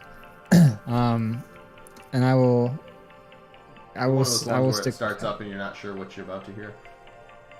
For a while I wasn't. Now I know. Now I've heard both separately enough that like I can't. Like I heard Too Hot to Stop long before I ever heard Shining Star, and I started to hear Shining Star, and I was like, God damn, this song is great, because Shining Star is a great song, and so is Too Hot to Stop. They're goodies. They're good songs. I mean, fuck those. That's my favorite genre of music. Is like that music right there. And I do love me some funk. I fucking love funk, and I don't think I've made that a mystery at all. I think I've made that clear in the past. But fucking loves me some funk. Ian always says off the air that he hates funk, so he's just lying I'm a liar. on the air. This is my persona. I'm a fucking. My persona is I'm a fucking idiot who gets songs mixed up. I'm a funk lover. Flubber number 2 says Garfield Kart soundtrack was pretty good. Garfield Kart Racing. Is that a real thing? No, but I want to look it up now. Oh no, it's a real game. There you go. Every beloved cartoon needs its own kart racer. Yeah, I want to hear these songs now. Should we play them on the air? I think we'd get in trouble. I think we'd. Okay. How do you get away with playing? You always play video game songs on your show. Oh well, the thing is, I'm saying Garfield Kart, we might get in trouble because I don't know what songs are in Garfield Kart. For all we know, they could have Shining Star by Earth, Wind & Fire on the Garfield Kart soundtrack. But I usually pick the songs from video game soundtracks that are like the Mario theme song. Like that's. Plus, I think technically Sorry, go ahead. No, you finish up. Okay. Well, just the songs that Twitch is like DMCAing and like taking down are ones that are usually owned by the Universal Music Group, and they own like all the music except for like indie, like actually indie bands, not just like indie sounding bands, and like video game soundtracks. Video game soundtracks are technically the property of the publisher, and since streaming video games is what those platforms were made for, you can kind of like there are like, for instance, if I were to stream Forza 5, I would have to turn the music off because it's a bunch of copywritten songs under the Universal Music Group. Whereas, one sec. Yeah, that makes sense. Sorry for interrupting you, Mike. It's okay. I follow that. That makes sense. Plus, the Garfield Kart soundtrack, I believe a few of the songs have a bunch of racial slurs in them, so I don't think we should play them. Yeah, you know, they got Snoop Dogg for the one song, and he just says that word that I'm not allowed to say like a whole bunch. He really goes off. And it's an original song. They made it just for Garfield Kart, which is pretty impressive with it. It was a really big get for them, I think. It was huge. Really, it was a coup de grace, you could say. Jim Davis, he was like, we get Snoop Dogg or I walk on Garfield Kart. Jim Davis is the one who says he's the one who has the verse with the most of that word. The bad luck. Very interesting choice. Snoop Dogg featuring Jim Davis. Yeah, it was an artistic choice. I don't think it worked out well for him. I like the idea that Jim Davis has any say in anything Garfield related anymore. Like, when's the last time you think he drew Garfield? I doubt he drew Garfield at all after like the 80s. Yeah. Huge get for Snoop Dogg, not Garfield. That's right, exactly. Garfield has made way more money than Snoop Dogg, I think. That's actually probably true.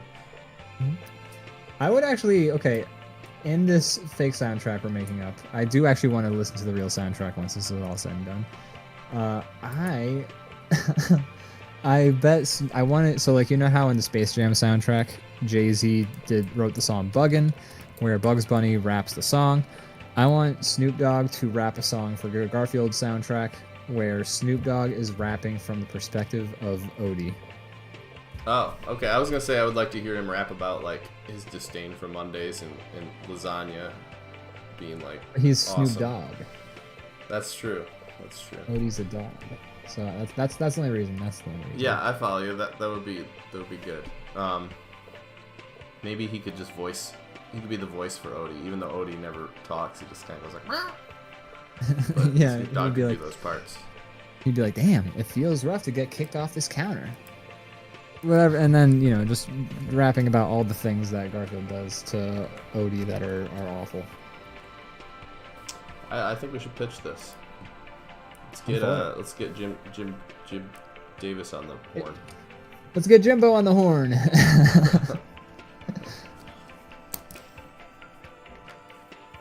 And then we also say, hey, by the way, one of the songs should be "Shining Star" by Earth, Wind & Fire. There you go. I would like cruising around in a Garfield cart to that song. It sounds pretty good. That'd be sick. I like how strange snowmen are just automatically a Calvin and Hobbes thing. I mean, it looked straight out of I mean, yeah, I just definitely. meant I agree with you. I agree with your choices that you're making here. I kind of wish I'd practiced ever drawing Calvin and Hobbes in recent years, like beforehand, because this is like weird caveman Hobbes. He's got the pronounced forehead. Yeah. Erg. Calvin, what do you think about life? I wish they'd make like I think cavemen. There's a lot. You could really probably write like a funny sitcom about that or something if you really. They tried. I know. I know. Nick Kroll was one of the cavemen in that too. Yeah, and then like, I think Nick Swartzen was like the roommate who's just like a normal guy. Yeah. I saw one episode, I think, and I didn't hate it, but apparently everyone did. So it never. Did like one episode air? Was that it? I think so. Yeah. As a kid, I was like, it was fine. Yeah. I don't know. I still think it'd be a funny idea. I think it's a funny idea still. I think the fact that it's attached to a Geico commercial is weird. But Yeah. I do think as a sitcom, it's a funny idea. Yes. I remember... Sorry, go ahead. I'm weirded out about the fact that it's built off a commercial. But I do like I do enjoy like when a sitcom is made kind of like parodying sitcoms. It's always fun. Yeah. Like a sitcom that's sort of like making fun of the format. Like Yeah, they have the there's a laugh lot track and of all that room. stuff. Yeah. I will say though, I mean, I did say that like, oh, I would feel weird that it's attached to a commercial, but I mean, all of the Ernest movies, those were car commercials. Ernest started out as a car commercial mascot. Oh, that's right. Space Jam was based off a shoe commercial. That's true, it was actually. And the second one was based off a movie that was based on a shoe commercial. Yeah. Maybe that's why the second one was so god awful. Maybe. I'm hoping the third one's better. Yeah. Who do you think is going to be the basketball star in the third one? So wait, how long has it been since the first? Like 30 years? 25 years? It came out in 1994, I want to say. 1995 Okay. maybe. So It's about 15 years, 16 years. wait. 95 is not 15 or 16 years. Oh my god, 25 years. What the fuck am I? It's like you're being Hi. optimistic here. I'm 15! Oh boy. I'm actually 19 because I came out like 3 years before I've seen you drink on stream. Somebody's gonna bust in your room. It's the Yeah. SWAT team. We got an Little did they underage know. drinker. I'm actually a little child. Uh, Oh boy. But yeah, so if there's like every 25 years, I don't even know the next Michael Jordan or LeBron James is probably a child right now. I think it's sort of the 25 years from now. I think it's the technological aspect of it. I think it's like technology, like once it gets so advanced, it just like doubles up and gets more advanced at like quicker and quicker each time. I think that's how it's going to go for these reboots and revivals. Like we're going to have but in like 10 years from now, Space Jam 4 is gonna come out, and then Space Jam 5 is gonna come out like 2 days later. Skip Space Jam 3 too. Well, I know, because 10 years later, 5 years later, Space Jam 3, and then Space Jam 4, and then 2 days after Space Jam 4, Space Jam 5. Once we're like 5 Space Jams in, they're gonna be like all 3D, and they're gonna be like, I have a way to make us like, you know, I have super animated, and then they go through like a blah, blah, blah, and they just turn to 2D again, and they're like, wow, look at this. This is like that's the upgrade, because you don't do 2D anymore. And if you do 2D, it's only for like a third of the movie before there's some story beat where you turn into 3D characters. Transformation sequence where they look worse. And the 2D in that movie was bad. Like all the animation in that movie was awful. Just bad. Like we were watching it, like I was watching it with Austin, and the whole time we were just like, dude, this animation is really bad.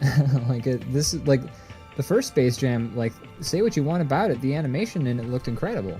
Yeah, they were actually like, it was actually like, you know, they put care into it. It was higher end than like Looney Tunes was, or like the actual, you know, like they went to movie quality. They movied it. They made movie quality. The 2D animation in this one looked worse than it looked on TV. So like it went down. It went down to like worse than the HBO revival of Looney Tunes. Yeah. The HBO revival looked pretty good. It was actually pretty good. I watched an episode of it, and it was fun. Visually, though, it looked good. It was like... It looked good. They do a little bit more looser drawings instead of like the very puppeteered, like the drawing stays the same for everything, like animation is a lot these days. They kind of got loose with the drawings like they used to. Yeah. So I saw an image. I watched one episode of the new HBO Looney Tunes when I was at Austin's place, because I was just like, I had nothing else going on. Yeah. And they you know those like classic shots from SpongeBob where they'll do like a zoom in and it'll be like a hyper detailed oil painting? They kind of did one of those in this episode that I watched, and I recognized it as like a meme image that had been going around. Of course, I can't find it now that I'm looking to like post it, but you know, it was a very funny reaction image, and it's already been memed. But yeah, it was funny. It was where Bugs Bunny and Elmer Fudd square off, and I was kind of interested in seeing, because they said before, like, oh, Elmer Fudd's not gonna use guns. We're not gonna put guns in Looney Tunes anymore. And I was like, anvils still okay? I don't know. I didn't see. Like there was still plenty of physical. To drop anvils on people's heads that would crush I think they got run over. I think they got run over by a barrel at one point. Like the violence is still there, but I think they took guns out.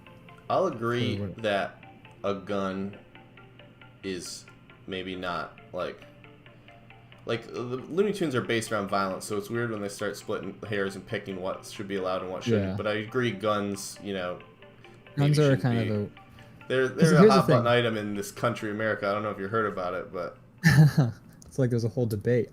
Yeah, because in the context of like an 8-year-old who has watched Looney Tunes, I think it's far more likely that an 8-year-old will be able to pick up a gun and accidentally shoot somebody than it will for them to drop an anvil from 100 feet up on somebody's head. That's true. Or like load a parachute full of anvils that when you pull the cord, instead of a parachute, anvils come out. It probably won't be able to pull that off. Probably won't be able to pull that off. Or like having an Acme crate full of fireworks that you launch and into the sky to fly.